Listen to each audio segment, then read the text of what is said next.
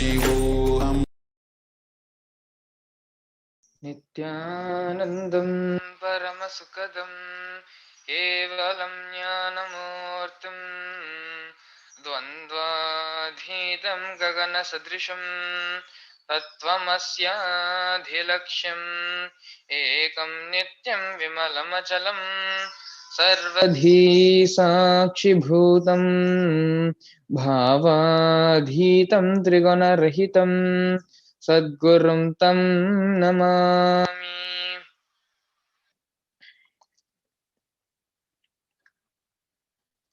Nithyananda, we welcome each and every one of you joining with us watching Nithyananda TV, Kailasa's official channel. Today, we have a program being presented to you by Nithyananda's Hindu University, a segment on how the environment is being destroyed and how Kailasa, the Kailasa nation, is the only solution towards protecting the environment and protecting planet Earth. We have a presentation as well, uh, presenting some of the facts, figures of the environment and how it's getting destroyed, how Kailasa can help in saving our planet Earth. Getting into the slides.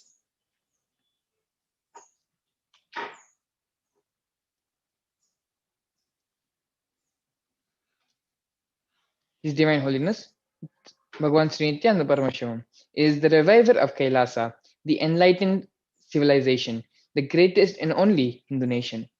Adepts of the science of the incarnation in Hinduism recognized Swamiji as the avatar of Paramashiva at a very tender age. Revered and worshipped now as the living incarnation of superconsciousness by millions, Swamiji has manifested the best contributions of Hinduism to the world, including the science of power manifestation, yoga, and temple-based universities. Kailasa Nation. Kailasa is a macrocosmic, ancient, enlightened Hindu civilizational nation which does not put importance on territory alone. Kailasa is revived by the present living incarnation of Paramashiva, the supreme pontiff of Hinduism, Jagat Guru Mahasannidhanam, His Divine Holiness Bhagavan Nithyananda Paramashivam. Vivekananda visualized it. Yogananda yearned for it. Aurobindo accelerated it, and Osho worked for it. Maharishi Mahesh Yogi mandated it, and due to their sincere efforts and hard work for the last 200 years, with all their blessings, Swamiji has manifested Kailasa. Kailasa's supreme aim is to serve the religious and spiritual needs of 2 billion Hindus and the whole of humanity. Therefore, Kailasa is a consortium of multiple micronations, educational institutions, including Hindu universities and schools, such as the Gurukulas, de facto spiritual embassies, temples, temple monastery complexes, nunneries, food banks, nanamandirs, animal shelters, goshala, libraries, Jnanalaya, organic agriculture, and more. Here we have some glimpses from the Nithyananda Satsang on February 12th, 2021. As Swamiji shares, intensity by its own existence is capable of manifesting powers in all different dimensions of enlightenment. When I utter these words like state, space, being, powers, superconsciousness, Kailasa of Paramashiva, each is one dimension of enlightenment. When I utter the word Paramashiva, he is all these put together and much more. If you are an intense disciple and your guru is intense guru, I want to assure you, all my disciples, I am a very intense guru. I take myself very seriously, very sincerely. Swamiji also shares that he takes his responsibility as a guru very sincerely. That is why for the last 26 to 27 years, Swamiji has continuously been working. February 14th, we will be celebrating the 9th anniversary of the Pattabhishekam ceremony of the Mahamandaleshwar of Mahanirvani Akhada. So today is the 9th anniversary of Swamiji being crowned as the Mahamandaleshwar of Mahanirvani Akhada on the day where his Pattabhishekam has happened. Here we have a small excerpt from a speech given by His Honorable Akhila Bharati Akhada Parishad, the 108th Mahant Swami Narendra Giriji Maharaj. So he is the president of the 13 Akhadas which are recognized by Hinduism, and he's a president of that body. And so these are the following words he had to say about Swamiji back in the Kumbh Mela in Nasik. 1 week ago, several news media channels had come to me asking me to comment on Swamiji Nithyananda, and I said, he is the backbone of Sanatana Hindu Dharma. All the people who are connected to Swamiji are very much fortunate. Today, I consider myself also fortunate as I am connected to Swamiji. The topic of this great ascetic saint, it is my belief that on the strength of tapas, which is penance, and dhyana, which is meditation, man becomes transformed into divine. Today, on coming to his Adinam, in front of you, seeing the austerity, penance, and strength of Honorable Nityananda Swamiji, I feel that in reality I have come in the presence of a Divya Purusha, a divine being. So, these are the few words Swamiji Narendra Giriji Maharaj had to say about uh, the Supreme Pontiff of Hinduism. Officially coordinated as the Mahamandaleshwar, the supreme spiritual head of Mahanirvani Akada, which is the largest apex monastic order. And Swamiji is the youngest Mahamandaleshwar, being coronated at the age of 35. So moving into today's segment, into today's topic, the destruction humans are doing to the planet and how only Kailasa can save the earth from further harm. So here are some facts being presented here. The United States makes up less than 5% of the population on Earth, yet we easily consume over 30% of its resources. Billions of plastic bags are made each year. Of these bags, only 100 billion are thrown away, according to World Watch Institute, with less than 1% finding their way into a recycle bin. The end results of this is around 1 billion birds and mammals dying each year by the ingestion of plastic. Americans dump 16 tons of sewage into their waters every minute. A single quart of motor oil dumped on the ground or in the trash can contaminate up to 2 million gallons of fresh water. A large study has found that up to one half of all plants and animal species on dry land could face extinction by the year 2050 due to global warming. Or according to the World Resources Institute, 100 species die each day due to tropical deforestation. Are we close to extinction? While us humans would appear to be doing well, spreading our population like wildfire over the globe, the diminishing resources and other life forms on the planet tell us a different story. We are in the midst of a mass extinction, an event not seen since the disappearance of the dinosaurs 65 million years ago. So this is an article being brought to us by World Watch Institute.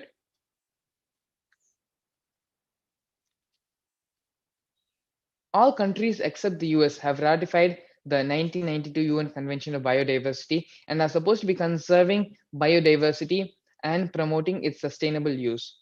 Despite this, more than 80% of the agreed international targets of 2020 will not be met, says the report. In fact, as of 2016, half the signatory countries hadn't yet drawn up plans on how to meet the targets. How is Kailasa working on protecting planet Earth and the environment?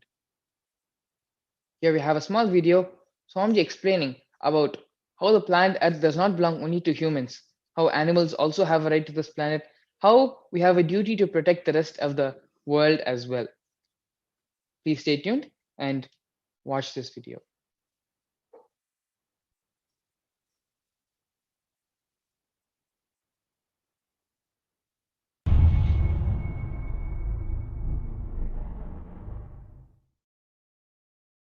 The next Blue Om. The Blue Om will be working for animal rights. We human beings need to know planet Earth does not belong to only human beings. We have no right to eliminate life. We have no right to kill animals. for any purpose, for any reason. No right to kill any life. So the Blue Home, under this organization Blue Home, we will start working for animal rights. Understand? Kailasa and Kailasians were providing services various ways throughout the world under various banners, under various organizations. The White Home will be working to provide psychological healing, emotional healing, spiritual counseling, and superconscious breakthrough. The sixth organization, Yellow Home, will be providing yogic, Ayurvedic solutions and medical care to the whole world in need. Whoever is in need, the Hindu yogic sciences based, Hindu medicine science based, knowledge assistance and even medicinal assistance, training, all of it will be provided under the organization Yellow Home. Why yellow? For training and teaching.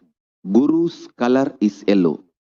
Guru, Deva Guru, Brihaspati, his color is yellow. So, to celebrate Deva Guru, Brihaspati, under the Yellow Home, we will be providing all the knowledge related services, including creating libraries, access to libraries to the whole world, and people who are in need of knowledge. All our activities providing knowledge, all will be done under Yellow Home.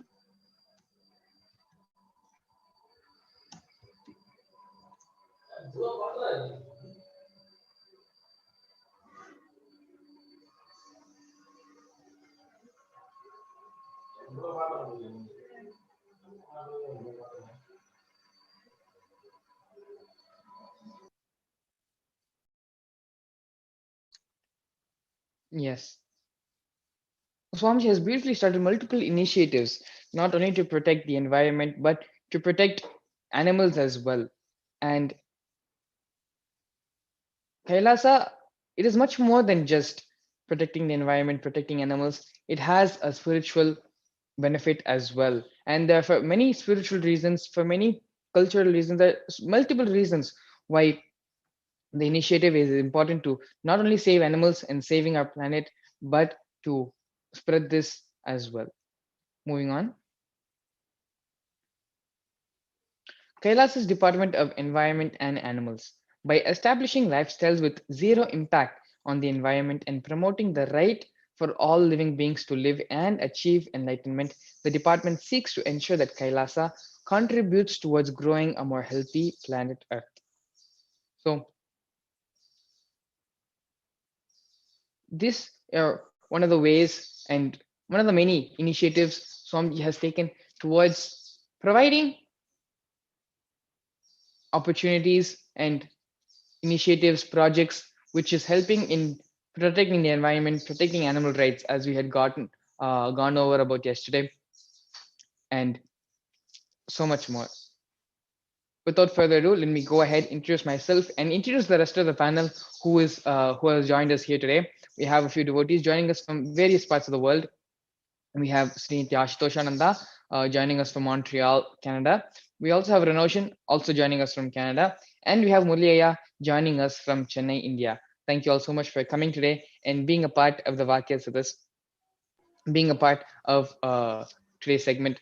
So we've gone over a lot of facts about the environment, about how humanity is without stopping, without any consideration for the consequences which might be faced because of the consumeristic lifestyle, consumeristic mental setup. What are the different ways we can bring awareness? And we've gone over a lot of moral reasons why protecting the environment is necessary. What are some of the spiritual reasons towards saving the environment and how it can bring us closer towards being the space of oneness with Paramashiva, being in the space of Advaita? So that is what is the topic of discussion for today. Before we directly enter into that, let's go ahead and introduce ourselves for our viewers, and then we will continue it from there. So my name is Sri Nithyananda Maharaj, and I'm a Valsant of Nithyananda Gurukul.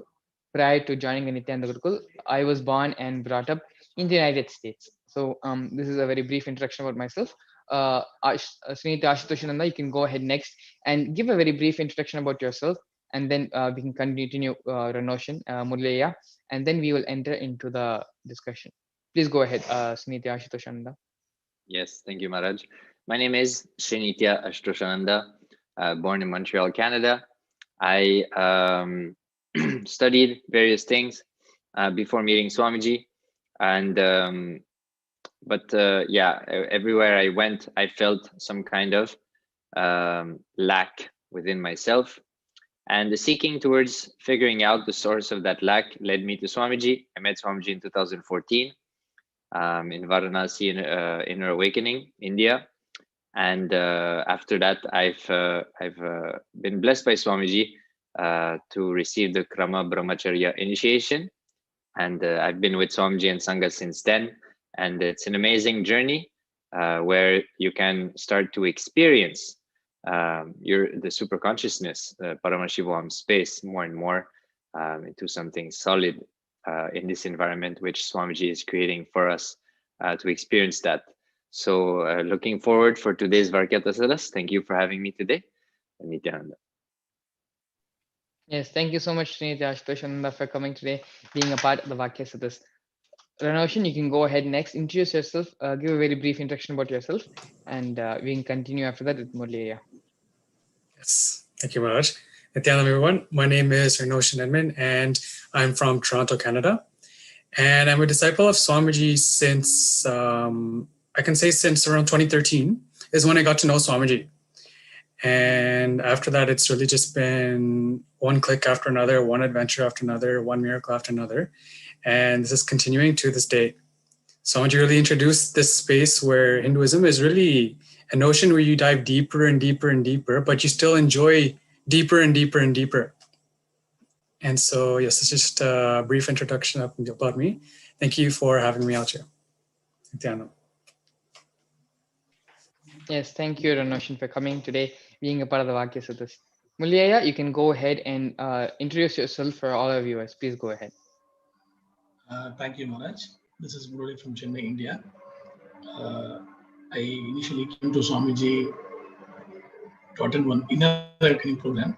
The inner awakening is actually a 20-day meditation program which Swamiji used to conduct those days throughout the year. It was really a life changer for me. Swamiji's usual statement that life before Guru is maybe logical, but life after Guru is really magical, as actually seen in my life, because a lot of clicks have happened. For all the logical and no-nonsense self that I used to boast myself about, I understood how shallow and narrow context I was operating from. Many clicks have happened. Lot of even when I entered the ashram, the human logic broke, and the way Swamiji printed it, my ego, and he deflated it and he's taking me through is really amazing.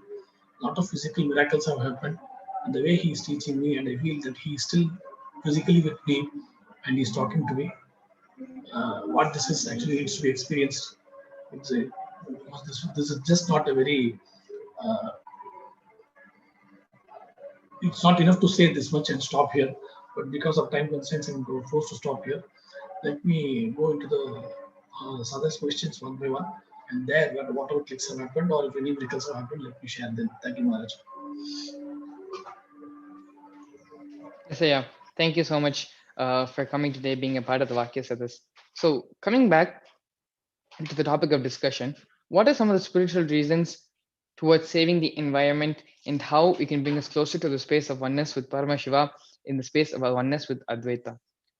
So basically, what is environment? What are we calling Mother Earth and all that? The term Mother Earth pretty much explains, how for us in Hinduism, as Swamiji used to say in the Satsang, Earth is not geography for us; it's biology. And one of the simple understandings actually Swamiji had given in that same Satsang is when we walk barefooted on the earth and we start growing our own crops. A lot of things actually, looking back, make sense why our ancestors did what they did. Why did they live the lifestyle which they had lived? Because the way Swamiji describes so many things in the satsang, so many revelations he gives, it is perfectly to fulfill all those needs and to to give that life to people. Hinduism was designed in such a way where it fulfilled all of those aspects. When we walk barefooted on the earth, Mother Nature does the body scanning of our whole system just by the touch of our feet on the earth. And through that, she is scanning, she is deciding which vitamins does a person actually need, which vitamins should we reduce, which minerals should we add. And when we grow the same crops in our area, in the area where we live, through those crops, she is pushing all these nutrients, minerals, vitamins, everything which we need in our body. And it is because of this Hindus live such very long lives and live such healthy lives. It is only in case of one or few exemptions that people felt chronically ill. But otherwise, by default, a person, natural life was like this only, where everything he needed grew within his house. All the crops he needed for his cooking, he grew it himself. Not only does that protect us from a consumeristic lifestyle set up the way society has ended up currently, but also whatever Mother Earth wants to give it to a person, the nutrients, the minerals, everything gets grown, everything gets pushed into those crops which are growing in that person's house. So this fundamental cognition where if we start understanding that planet Earth is not geography, but it's biology, that will not only bring us closer to the space of Paramashiva, to the space of oneness and Advaita, but also if we give the same understanding to everyone else in this world, they'll also start understanding the importance of why we should stop destroying nature, why it's important to start taking a global warming, climate change, and pollution seriously.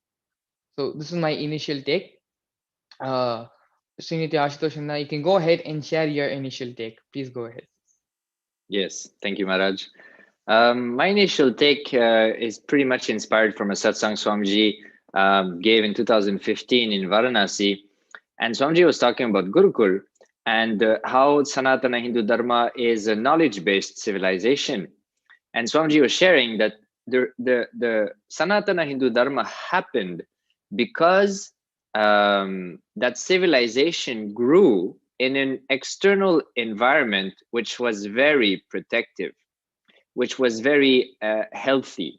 And Swamiji was sharing that, because the external environment was so, it was giving so much security to the people, and it was fulfilling the needs of the people without people having to worry about anything.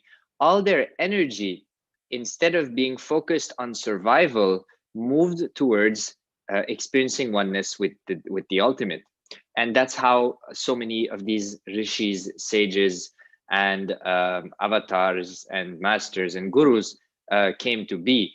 So my initial take is that the vatavarana, the environment, and that goes to obviously to the extent of external environment. Your environment needs to be conducive.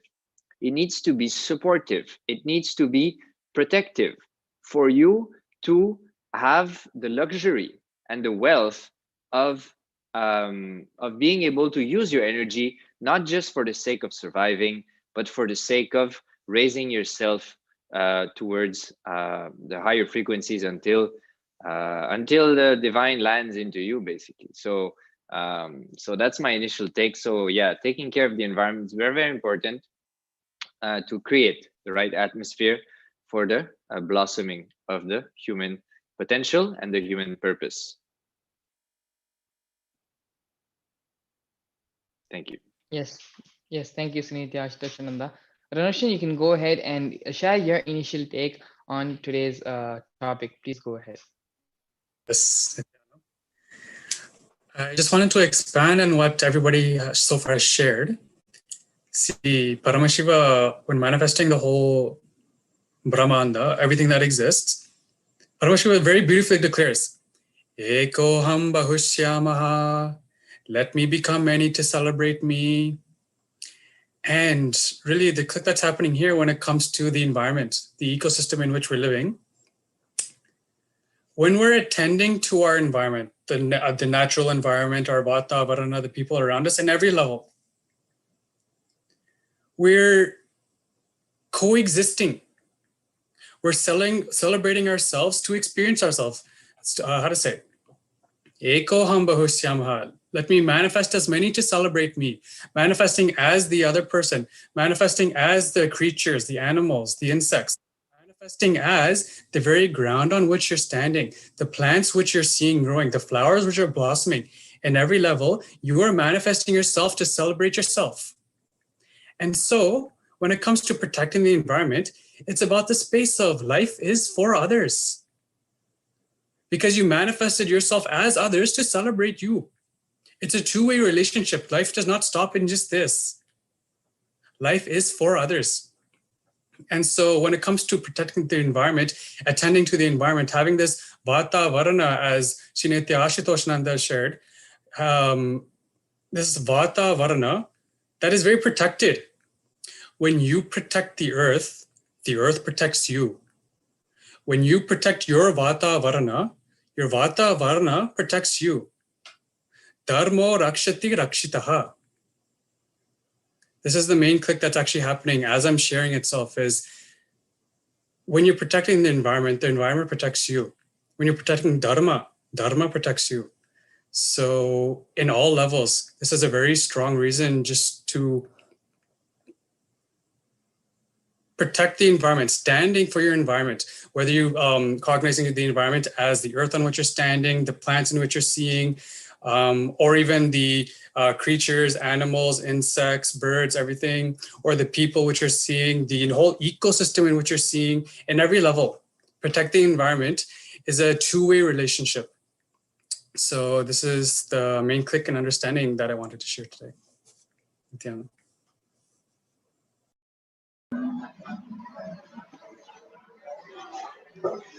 Yes, thank you so much, Ranushan. Mulya, you can go ahead next. Share your initial take. What are the spiritual reasons more than the moral reasons for protecting the environment? See, when you say that Earth is biology, not geography, that itself actually says a lot. That's a very profound statement, and if one has to look at it from the spiritual angle. When you say Earth is biology, not geography, we mean that we don't look at anything as just gross matter. We see that life is everywhere. Everything is life.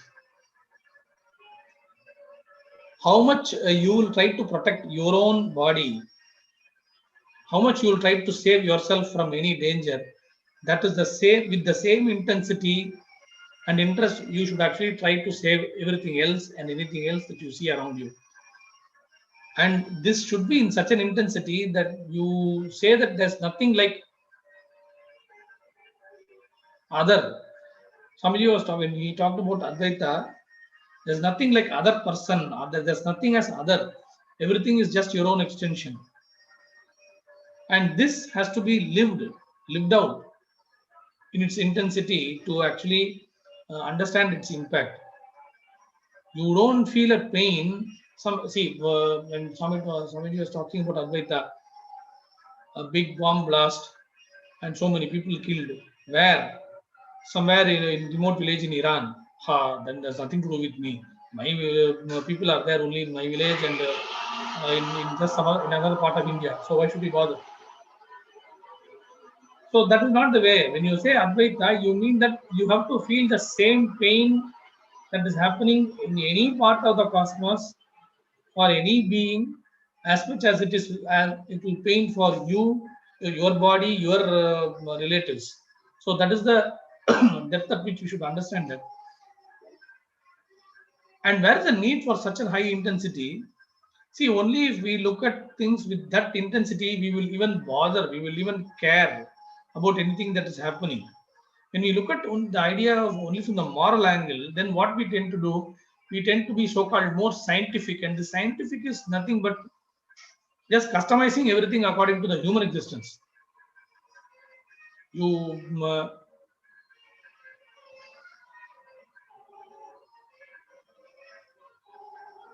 when something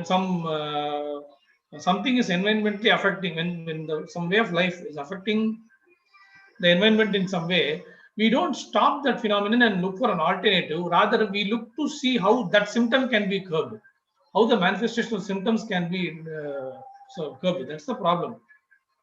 Rather, if we attack the root, if we must curb the problem at its root, then we will have a more empathetic stand in many things. So let me stop here because the initial stake. Let me give the mic to fellow participants here. Then I'll come back and elaborate. Thank you.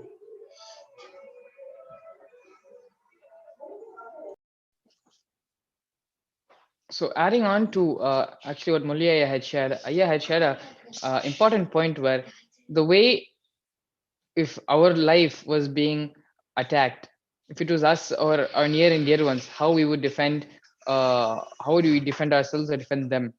In the same stance only, if the environment is defended in a similar fashion, only then we have a chance of living on this earth.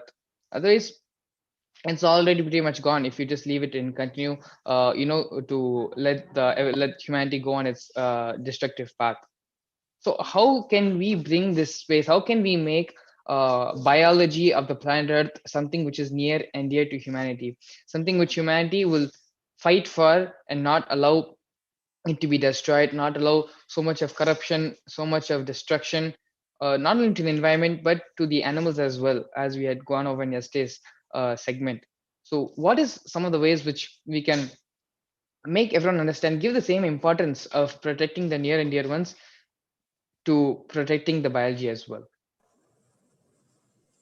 One thing I can share about this is something that I've heard a lot of politicians say is how environmental issues or climate change issues, all these things are very acute issues, meaning they're there, but they're sort of like a pinpoint compared to everything else. And so really the cognition that's happening here on how to make this a topic which is worth bringing up into discussion as a main platform is to really bring the right awareness to what the implications are of not attending to the environmental issues, of not attending to the situations happening right now, because this is the only reason why these things are seen as acute issues. Because a certain amount of information is available and because a certain understanding of the implications are available, then it's categorized under, okay, this is this kind of issue, then we'll allocate certain amount of resources, certain amount of people, certain amount of time to this issue. But if the issue was escalated, meaning if the issue was seen in a space where, oh, you know what, no, this also has an immediate effect, not just long-term.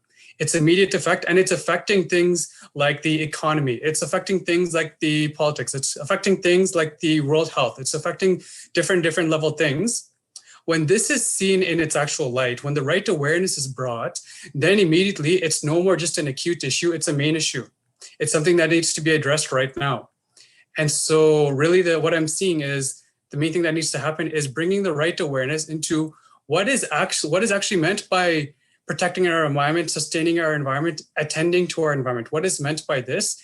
And understanding the real implications of it, both long-term, naturally, and also the immediate implications it has. The implication it has economically, the implications it has politically, medically, all these different layers. Once these different layers are understood, then the actual understanding of, oh, we do have to attend to our vata varana. We do have to attend to our world health. We do have to attend to our environment. This click starts to happen, and then the issue is really seen as it is. One thing I wanted to add is the environment is very important. Is very important for the sake of experiencing the purpose of our life, of the human birth, of assuming the human body properly. Swamiji says, life is not meant to be survived. Life is meant to be lived. Surviving is not the purpose of life. See, when you jump from the animal body to the man body, animal body lives for survival. Everything which is designed, their instincts, everything is designed for survival. But when the human body is assumed, initially, obviously, these patterns from the bestial life are very strong, and that is why human starts with the survival dimension. But humans are supposed to transcend the survival dimension because they are able to, because the human body is capable and is designed for you to transcend this bestial way of existence, this survival of the fittest kind of a mindset or cognition. And for that, you need to your survival needs to be taken care of, and your environment is the one which is giving you that protection. So Swamiji was sharing in the Agamas, Paramashiva describes the importance of self-sustainability. Self-sustainability from the context that your shelter and your food should be assured. When your shelter and your food is assured, then you can start to live life. When your shelter and your food is not assured, then you will live for surviving. So the shift from survival to living is very important. And in the Agamas, Paramashiva says, right, which types of trees you should have around your house, because these trees will provide the food that you need and you will never go hungry. So you will have the house which provides the shelter, you will have an external environment which provides the food, and from there, everything else is life, because survival is taken care of. But for that, you need to be in harmony, you need to be in oneness with your environment. And you need to support that environment, understanding that this environment provides for this body or for the physical dimension of this human experience. To a certain extent, it provides, and it's important.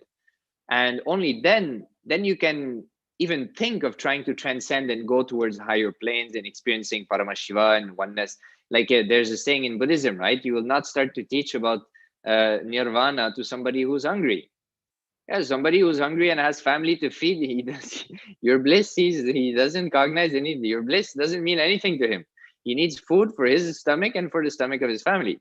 So it's like the shift is that, and that our environment is responsible to support us in that shift.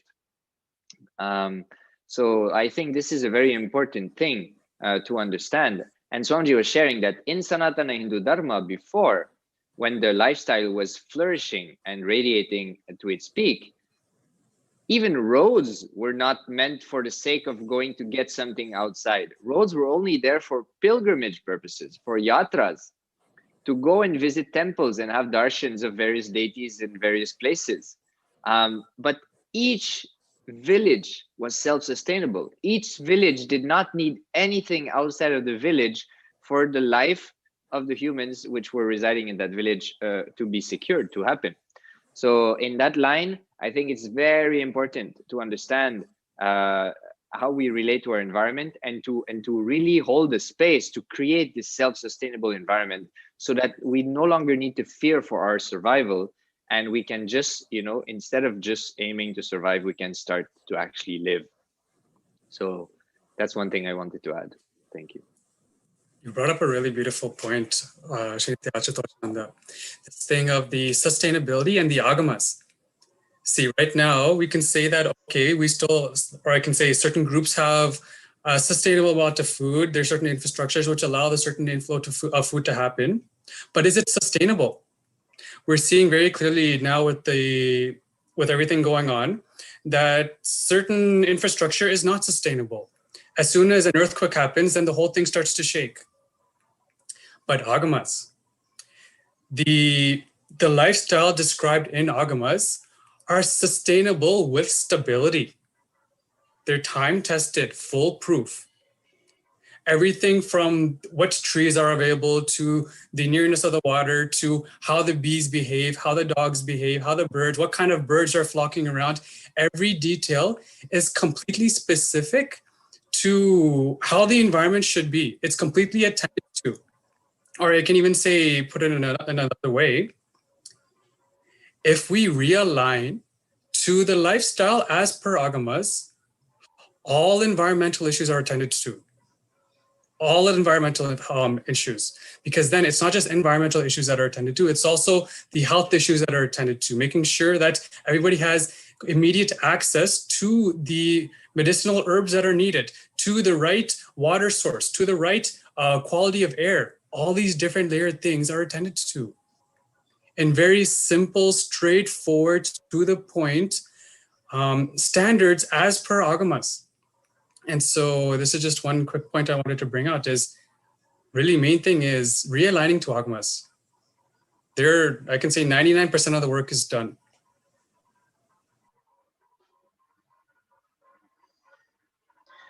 See, I actually would like to go to some micro level and give some insight. We are talking about, maybe for the viewers, we are talking in a very broad, in a very broad sense.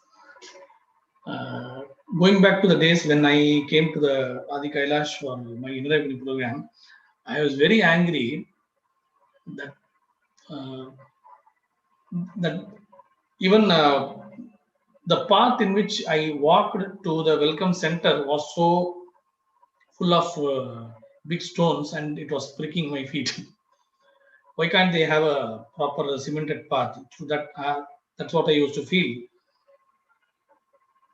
And then when I'm seeing this as relevant to what we are discussing today, because Swamiji was more interested in being more in tune with nature. See, when it rains, the more vacant land you have, the more uncemented space of land you have, to that extent you are replenishing the groundwater.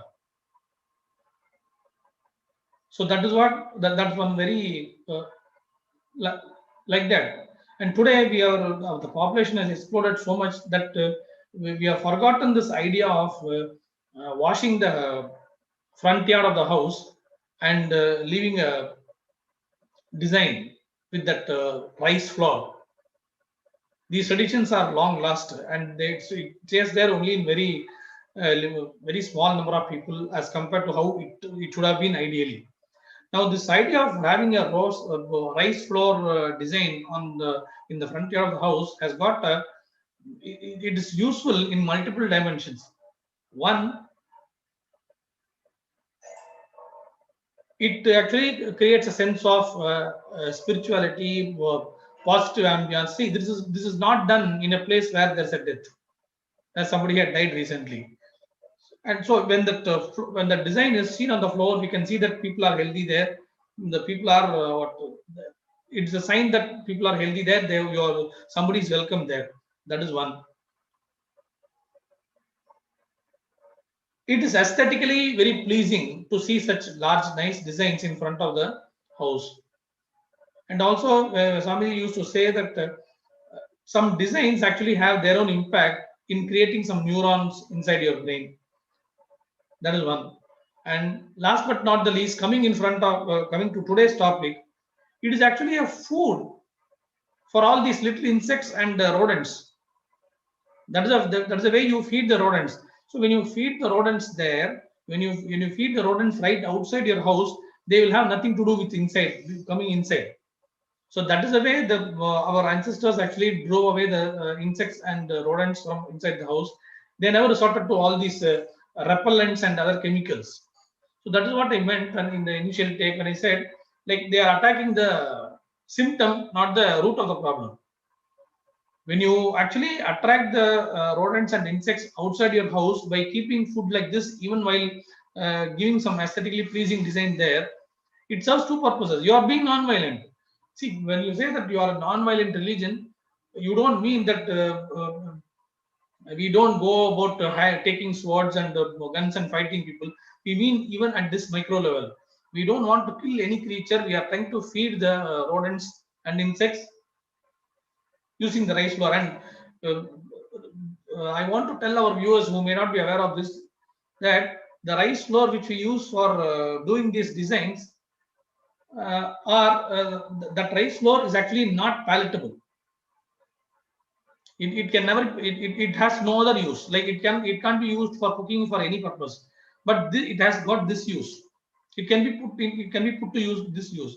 What can be used for eating can be put to this use, and you can and that is what the rodents consume. So it actually aligns very beautifully.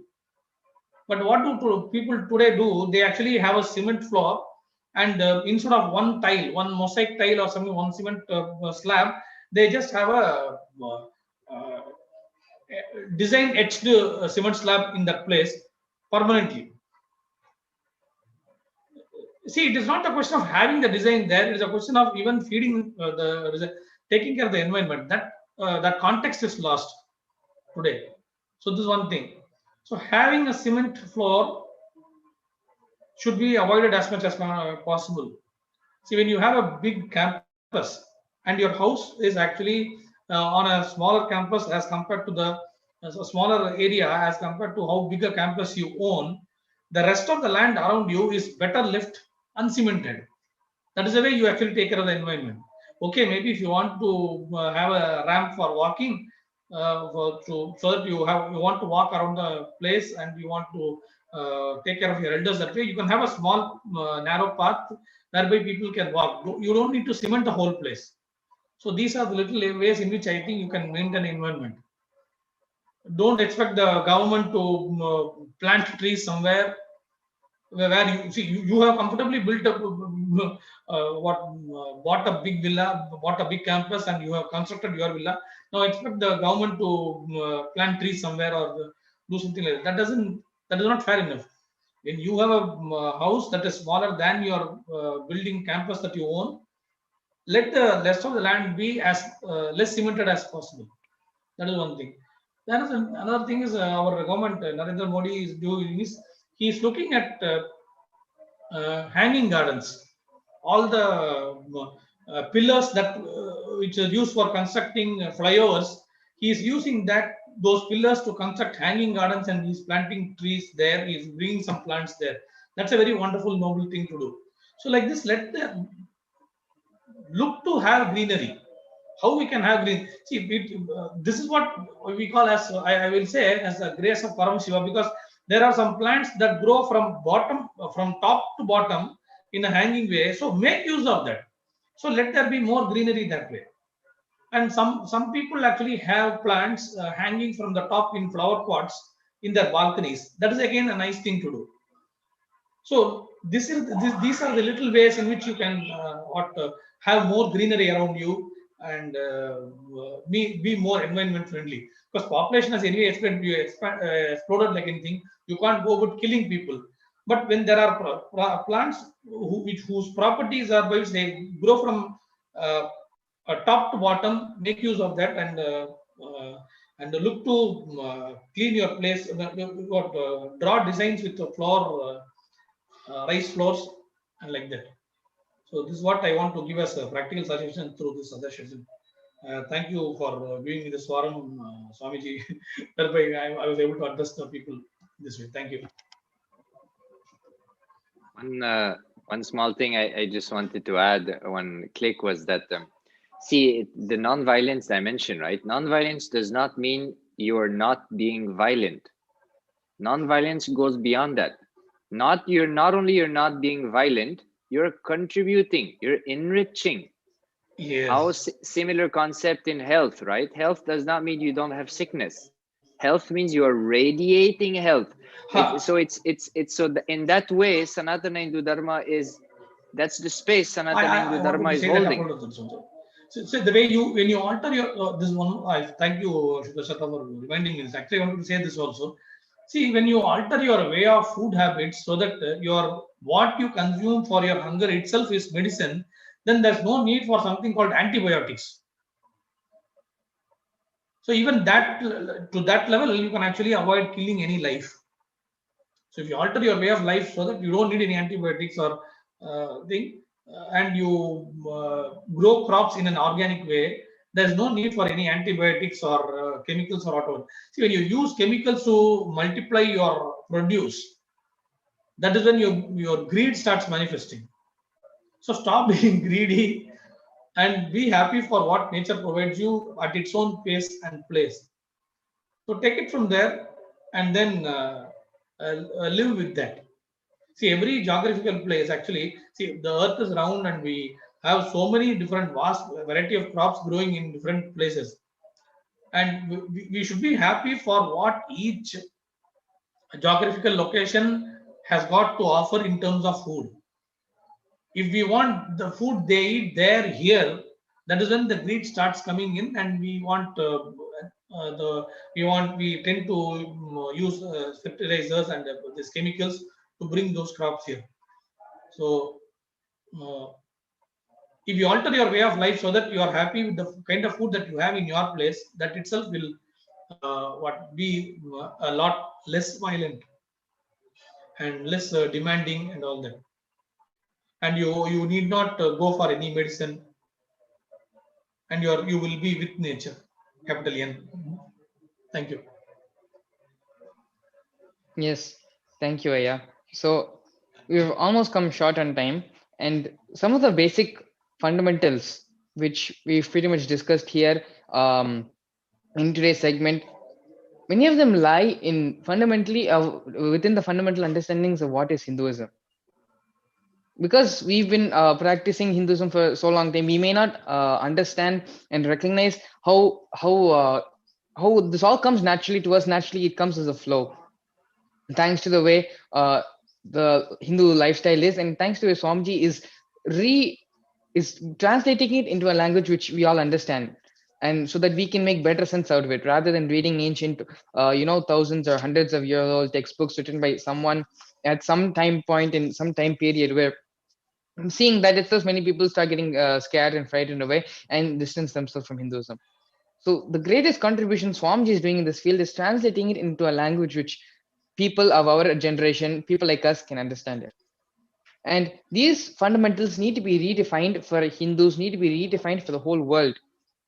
Be it why we encourage non-violence in not only in food but in the way of lifestyle as well, and why the Brahma Muhurta, why so many of these fundamental things which we are living in a day-to-day life, but we understand the need, we understand why we should follow all these things, because Swamiji has redefined Hinduism for us. He's redefined it in a way, in a language in which we can understand it. The same redefining needs to happen to all the other Hindus out there and the rest of the world, so they have the correct understanding about what Hinduism is. Fundamentally, the goal of Kailasa is to help everyone to practice and live this lifestyle, this enlightened lifestyle. It is not only for a person's spiritual growth and to save a person, but it is to save even the home in which the person is living. Even after the person becomes enlightened, even after the person finally is in the space of Advaita, unless there's food for him to eat, unless there's a roof over his head, unless the environment is livable, then we're only doing it's like a patient operation successful but patient died, as Swamiji likes to say. We have done our job, but it's of no use if we don't have a place to live after that. And it is for this reason Swamiji has created the Paramashivam program to give the correct introduction of Hinduism to authentic practicing Hindus by authentic practicing Hindus. So I have a small video about the Paramashivam program. Please stay tuned. For more information regarding the Paramashivam program, you can visit paramashivoham.nithyananda.org.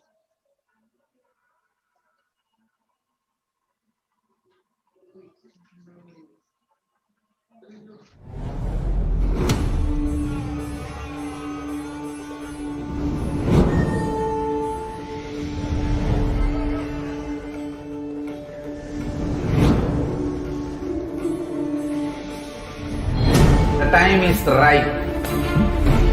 The world is ready.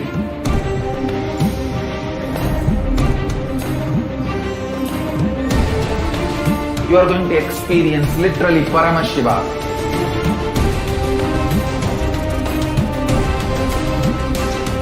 Most powerful, intangible but definitive, intense processes.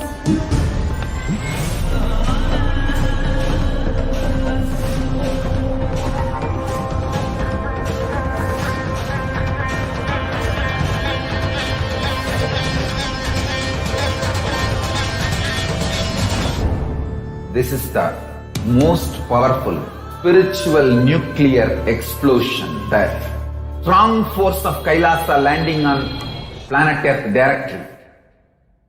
One thing I can be sure, you will not exist end of the program. I can guarantee that. Yes. With this, we've come to the end of today's segment. Thank you so much, Srinidhi Ashutoshananda, Mulyaya, Ranoshan. Thank you all for coming today and being a part of today's segment. With this, it's time to enter into the meditation. Prepare ourselves to receive Swamiji for the Nitya Satsang. Please sit straight with your head, neck, and spine in a straight line. Close your eyes and bring your awareness into your Anandagandha. Visualize Swamiji sitting in your Anandagandha as Paramashiva with 25 heads and 50 hands. Now, start chanting the Mahavakya mantra, Om Nithyananda Paramashivoham, and allow the mantra to reverberate throughout your entire body. Om Nithyananda Paramashivoham. Om Nithyananda Paramashivoham. Nanda Paramashivoham.